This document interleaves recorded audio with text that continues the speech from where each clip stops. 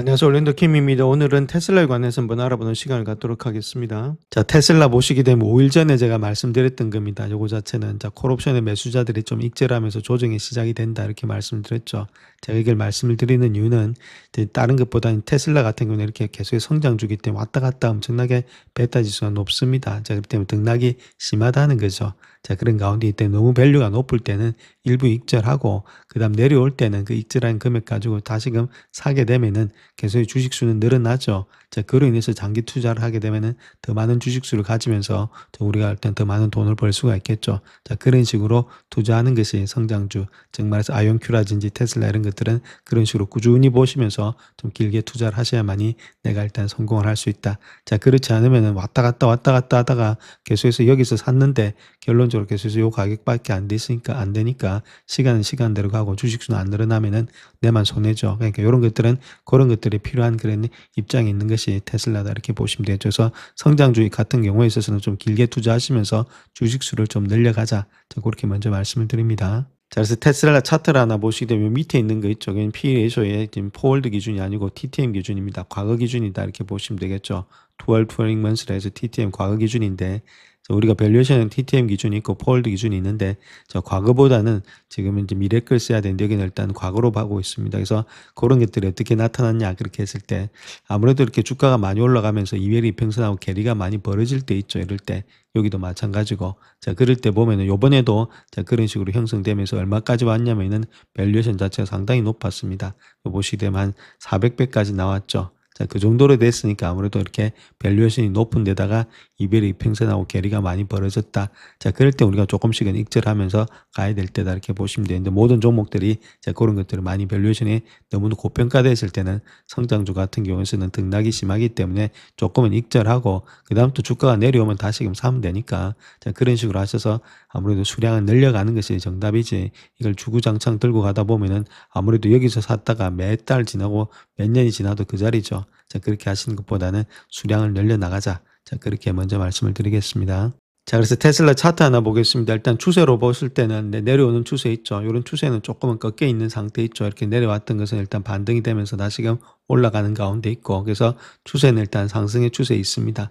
자, 그런 가운데 있는데 요번에 좀 많이 내려왔죠. 좀 많이 내려왔던 것이 좀 아쉽긴 아쉬운데 자, 그래도 아직까지는 추세 상단에 있다 이렇게 보시면 됩니다. 그래서 요번에 내려왔던 400불대 있죠. 자, 그거 자체를 보시게 되면 아무래도 요 내용이 자, 400불대 이제 추세에 지금 이제 채널의 하단에 걸쳐 있기 때문에 여기서부터 좀 반등이 일어나지 않겠는가. 스토캐스링이 또 바닥권에 있으니까 자, 그렇게 한번 보시고 또 4일 연속으로 하락했기 때문에 좀 반등은 또 일어날 수 있다 해서 400불이 지켜내는지가 더 관건이 되지 않겠는가 해서 요거 맞고 다시금 계속해서 올라가야 되는데 자, 그런 것들 우리가 한번 체킹해 보자. 저렇게 말씀을 드립니다. 자, 먼저 스페이스X에 대해서 좀 알아보겠습니다. 골드만삭스가 지금 스페이스X의 IPO 주관사로 선정 예정에 있다. 월스트리트저널이 그렇게 밝히고 있죠. 자, 또한 예비 투자 설명서에서는 뱅크 오브 아메리카, 시리그룹, JP모건 체이스가 알파벳 순서로서 이름을 올릴 것으로 보여지고 있고 스페이스X에 따르면 6월 11일에 IPO의 공모가를 갖다가 확정할 가능성이 많이 있다. 그 이야기를 하고 있죠. 그래서 일론 머스크가 이끄는 이 우주기업은 1조 7,500억 달러의 기업 가치를 기반으로 최대 750억 달러를 조달하는 것으로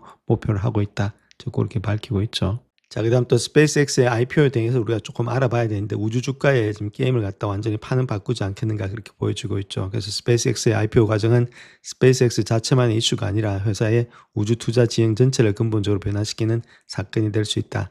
그렇게 보시면 되겠고 자, 특별히 단순한 항공 우주가 아니라 인프라의 전환이 되지 않겠나 그렇게 볼 수 있겠죠. 그래서 핵심 자산 스타링크라는 근데 요거 자체도 이제 114억 달러 정도의 매출 그 다음에 63% EBITDA 마진 1,000만 명이 넘는 사용자 이런 것들을 통해서 스타링크가 기존의 우주기업이 아닌 통신 플랫폼 혹은 서비스에 가까운 비즈니스임을 보여주고 있다. 그래서 공모시장에서 업종의 밸류에이션에 큰 변화를 가져올 수 있다. 이렇게 보면 되겠죠.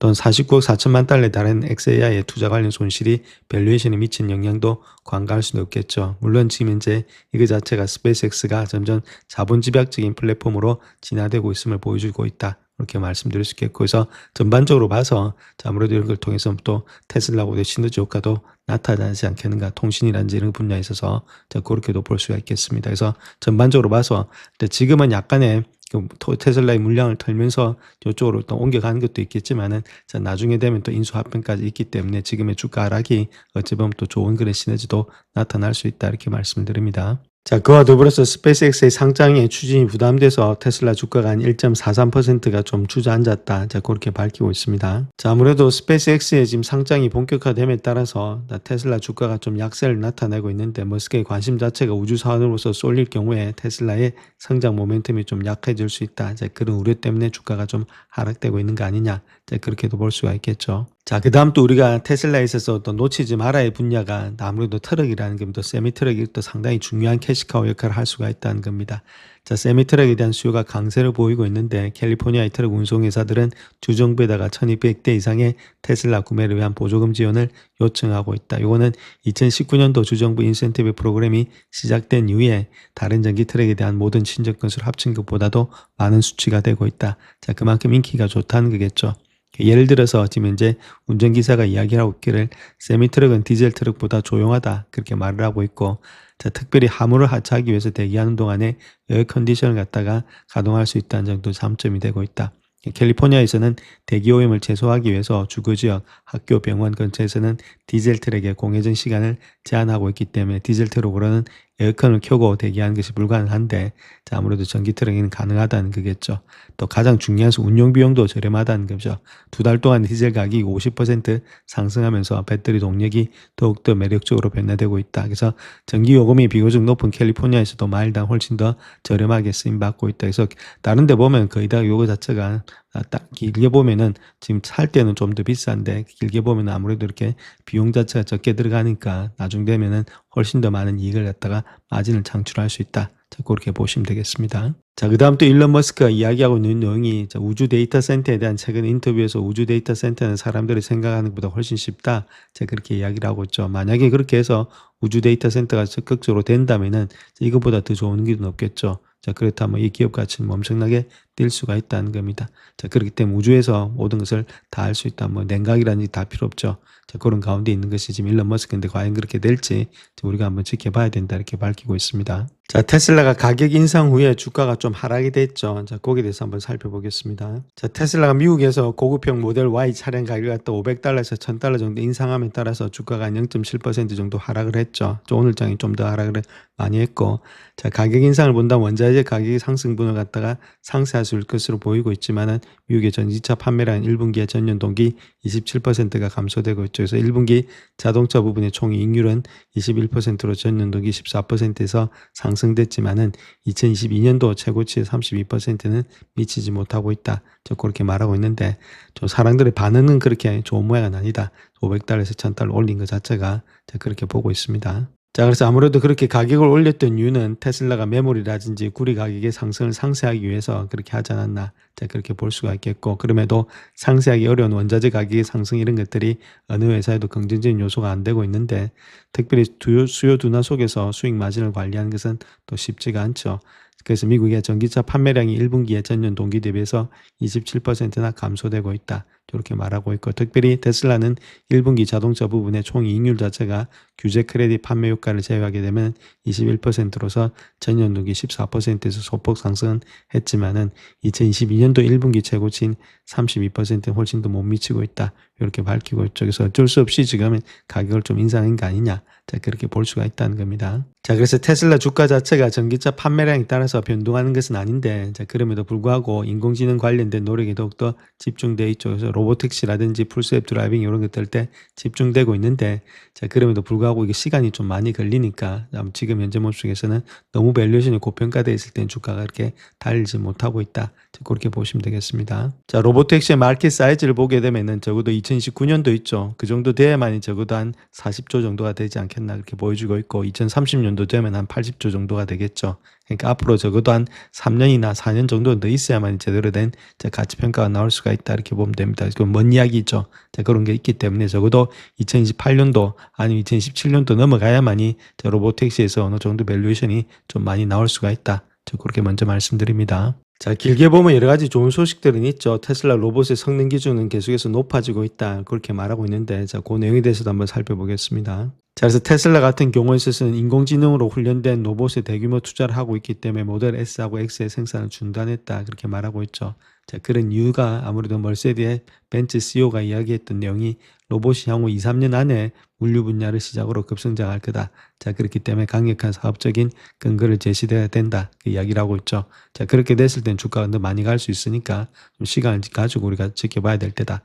자, 보스턴 다이미넥스라든지 유니트리 같은 경쟁 업체들이 진전을 보이고 있는데 아틀라스 같은 50파운드를 들어올릴 수 있는 로봇을 개발했고 유니트리는 65만 달러짜리의 메가슈트를 갖다 제공하고 있다. 이렇게 밝히고 있죠. 그래서 경쟁이 치열한데 결론적으로 이야기에서는 급성장할 그런 지금 이제 사업적인 근거가 있다. 자, 그 이야기를 하고 있죠. 자, 그래서 일론 머스크 같은 경우에 있어서는 인공지능으로 훈련된 로봇이 인류 역사상의 가장 큰 산업이 될 거다. 그렇게 말하고 있고 그의 확신이 너무나 강해서 테슬라의 모든 것을 걸고 있죠. 그래서 자사 제품까지도 생산을 중단하면서까지 이런 것들을 로봇을 다 장려하고 있다. 이렇게 보시면 되겠죠. 그래서 전반적으로 봐서 시간은 좀 걸립니다. 그런데 중요한 거는 아무래도 2년 정도, 그러니까 2027년도 말 정도라든지 2028년도 초가 되면은 이런 것들 어느 정도는 가시적인 형태가 나오지 않겠나. 자, 그렇게 보여지고 있습니다. 자, 마지막으로 일론 머스크가 지금 우주에서 데이터 센터에 대해서 인터뷰했던 새로운 내용에 대해서 한번 더 동영상을 보면서 마치도록 하겠습니다. 우주 진출은 생각보다 쉽죠. 스페이스X는 이미 10,000개의 위성을 궤도에 쐈습니다. 그리고 앞으로 스타쉽을 이용하면 매년 10,000개가 넘는 통신 위성을 발사하게 될 것이고 각각의 위성은 현재의 위성보다 훨씬 더 뛰어난 성능을 갖추게 될 것입니다.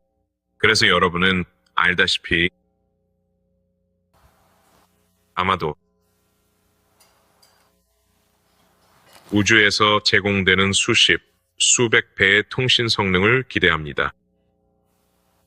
하지만 그것도 AI 위성의 총량에 비하면 아무것도 아닐 것입니다. 그러니까 제 말은 한계 상황에서 물리학적 사고 도구를 사용하는 것이 항상 도움이 됩니다.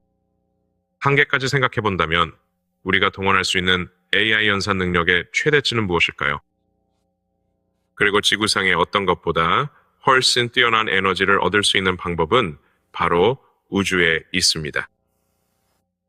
이런 식으로 문제를 바라보면 우리가 얼마나 작은 존재인지 겸손하게 느낄 수 있습니다. 지구에서 우리는 태양에 비하면 먼지 위의 미생물과도 같습니다. 그러니까 현재 인류 문명이 사용하는 에너지는 예를 들어 태양이 방출하는 에너지의 1조분의 1도 되지 않습니다.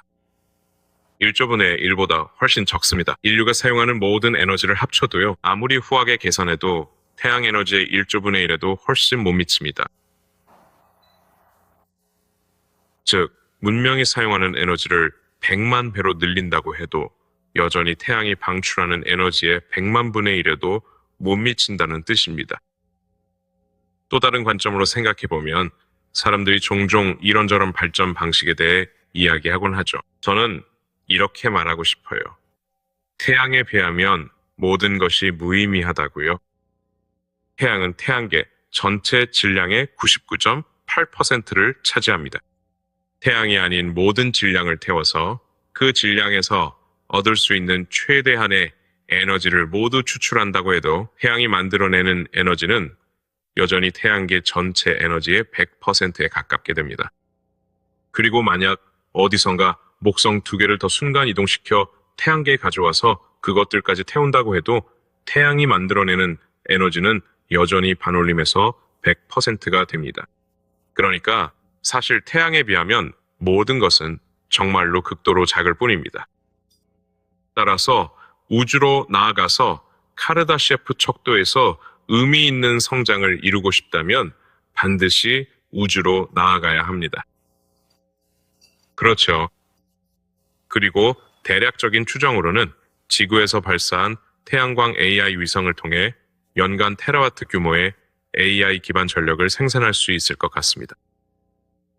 이를 위해서는 예를 들어 톤당 100kW 기준으로 연간 1,000만 톤 정도의 탑재물을 궤도에 올려야 할 것입니다. 그렇게 하면 연간 1테라와트가 되는 셈이죠. 미국의 평균 전력 사용량은 0.5테라와트입니다. 즉 매년 미국 전체의 연간 전력 소비량의 2배에 달하는 AI 전력을 발사하게 되는 것입니다. 네, 알겠습니다. 맞아요. 여기서 물리 법칙을 어기는 건 전혀 없습니다. 이 모든 것은 충분히 실현 가능한 일입니다. 이제 만약 이 규모를 몇 배 더 키우고 싶다면 달에 기지를 세우고 매스 드라이버를 건설하는 것이 방법입니다. 그리고 달에서 태양광 패널과 방열기를 만들어야 합니다. 칩은 아마 지구에서 가져올 수도 있겠지만 그것도 달에서 만드는 게 좋겠죠. 이렇게 하면 연간 약 페타와트 규모의 태양광 기반 AI를 구현할 수 있습니다. 결국 우리가 얼마나 많은 AI가 필요한지는 잘 모르겠지만 그건 정말 엄청난 양이에요. 정말이지. 정말 많이 있습니다. 그렇죠. 지구 경제보다 훨씬 더 큰 규모가 될 겁니다. 그에 비하면 지구 경제는 정말 아무것도 아닌 수준이겠죠. 영상을 끝까지 시청해 주셔서 감사합니다. 영상이 도움이 되셨다면 구독과 좋아요 부탁드립니다. 감사합니다.